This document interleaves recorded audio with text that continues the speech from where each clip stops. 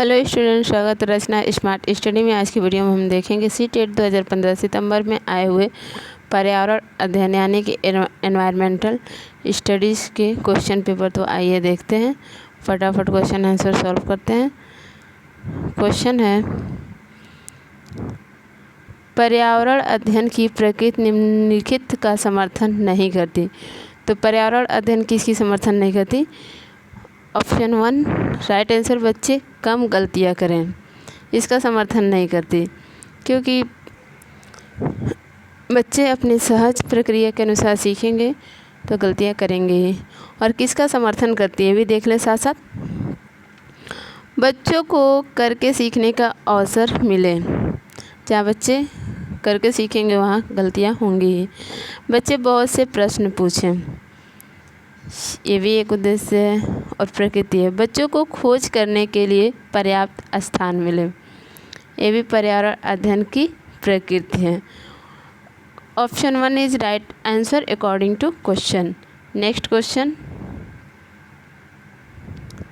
Question है, एक शिक्षिका ने कक्षा 4 के शिक्षार्थियों को पढ़ाने के लिए पौधे अंतर वस्तु का चयन किया। उसने सीखने के लिए निम्नलिखित अवसर प्रदान किए।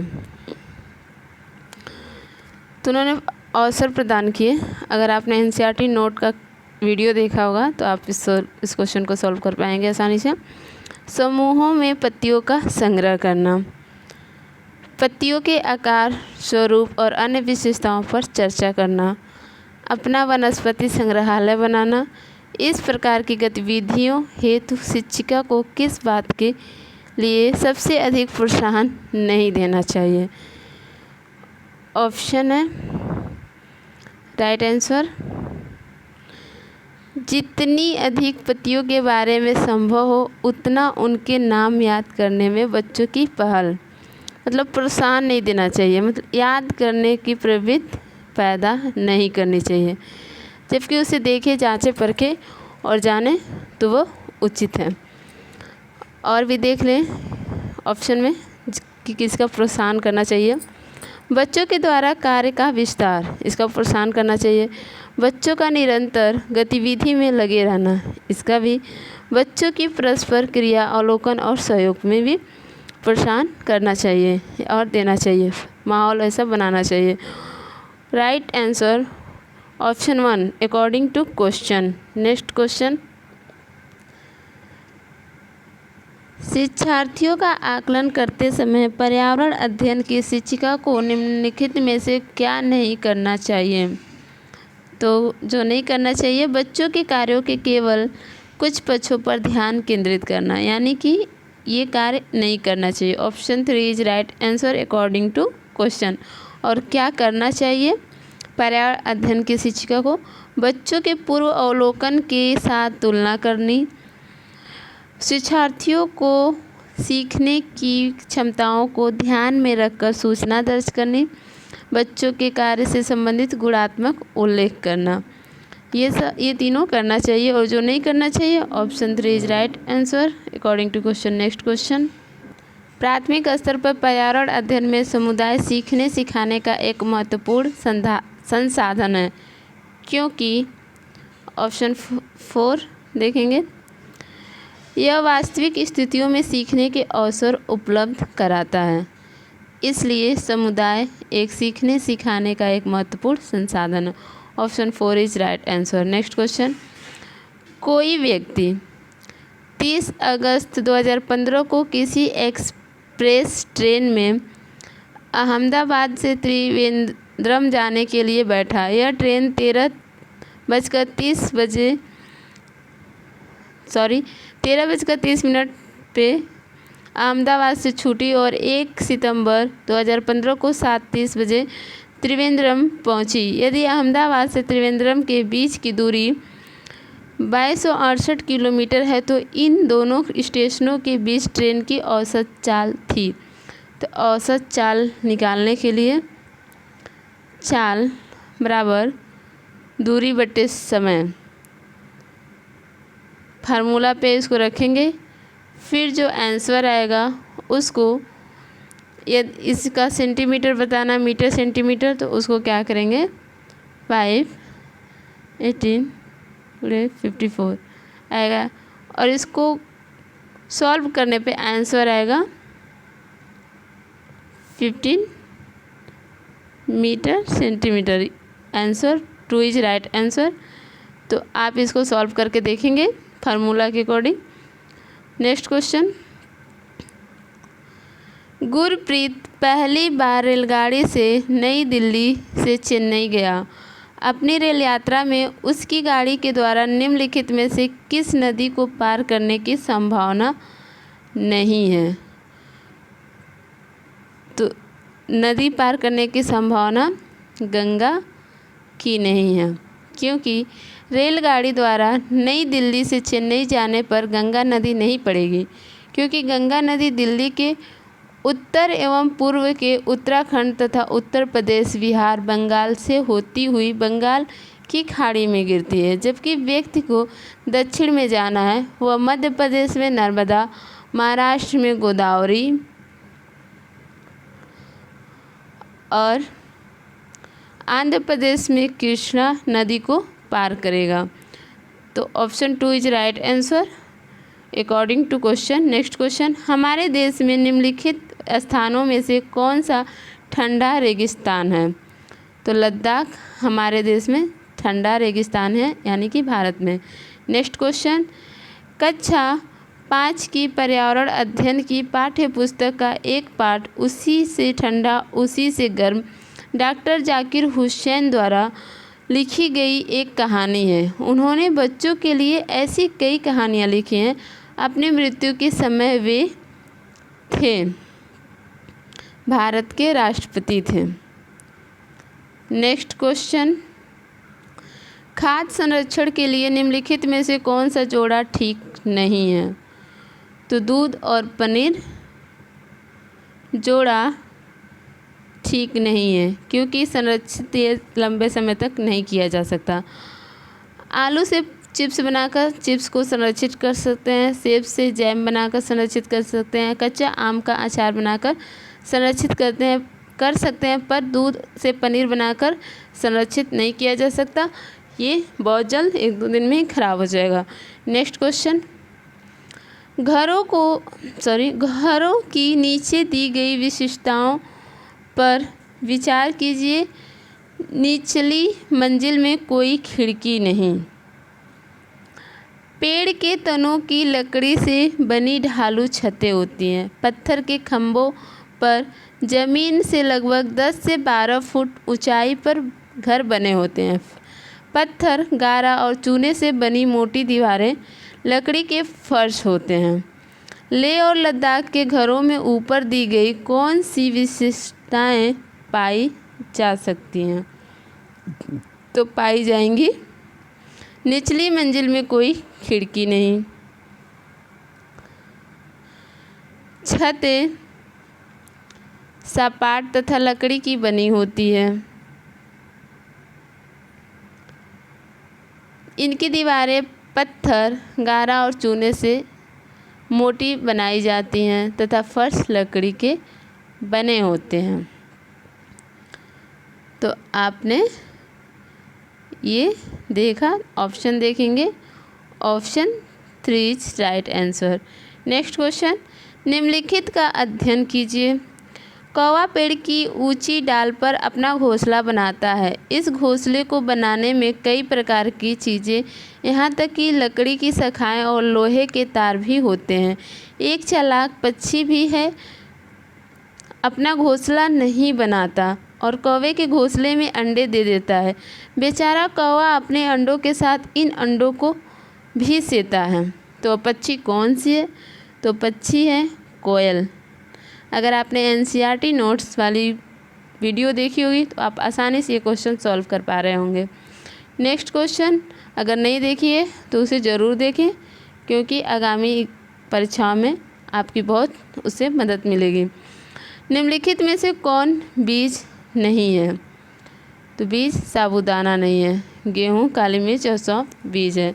नेक्स्ट क्वेश्चन, रेहाना अपने परिवार के साथ केरल जाती है। वहाँ उसे ऊंचे वृक्ष दिखाई पड़ते हैं जो उसके गृह नगर शिमला के ऊंचे वृक्षों से भिन्न है। उसने केरल में कौन से वृक्ष देखे होंगे? तो उसने देखे हैं नारियल के वृक्ष। नेक्स्ट क्वेश्चन, बच्चों के द्वारा सब्जी बाजार के इकट्ठी की गई निम्नलिखित सामग्री में से उन्हें पहचानिए जिनके भीतर बीज होते हैं। अब इसमें से पहचानना है कि किसमें बीज होते हैं। तो बीज होते हैं टमाटर, नाशपाती, चीकू, भिंडी, करेला और खीरा में। Option 3 is right answer. Next question, Nita Andhra Pradesh जाती है और 2 साड़ियाँ खरीदती है जो खास तौर पर वही बनाई जाती है, वे क्या कहलाती हैं? तो वह कहलाती हैं पोचम पल्ली और कलमकारी। स्टूडेंट, एक बार हम और कहना चाहेंगे कि इन सारे क्वेश्चन को सॉल्व करने के लिए प्लीज़ आप लोग एनसीईआरटी का नोट्स वाली वीडियो ज़रूर देखें, क्योंकि उसमें सारे ये क्वेश्चन आपको मिलेंगे और आने वाले परीक्षा के भी उसमें आपको टॉपिक्स मिलेंगे, तो आप उसे ज़रूर एक बार देखें। नेक्स्ट क्वेश्चन, निम्नलिखित में से कौन सी बीमारी रुके या इकट्ठा हुए पानी से हो सकती है? तो वह बीमारी है मलेरिया, क्योंकि रुके हुए और इकट्ठा पानी में मच्छर पनपते हैं, जन्म लेते हैं और मच्छर बन के सीधे उसमें से बाहर आते हैं। नेक्स्ट क्वेश्चन, निम्नलिखित में से कौन सा जोड़ा ठीक है? तो असम बिहू, क्योंकि असम में बिहू का त्यौहार बड़ी धूमधाम से मनाया जाता है, अतः यह सही सुमेलित है। भरतनाट्यम तमिलनाडु का है, शास्त्रीय नृत्य है।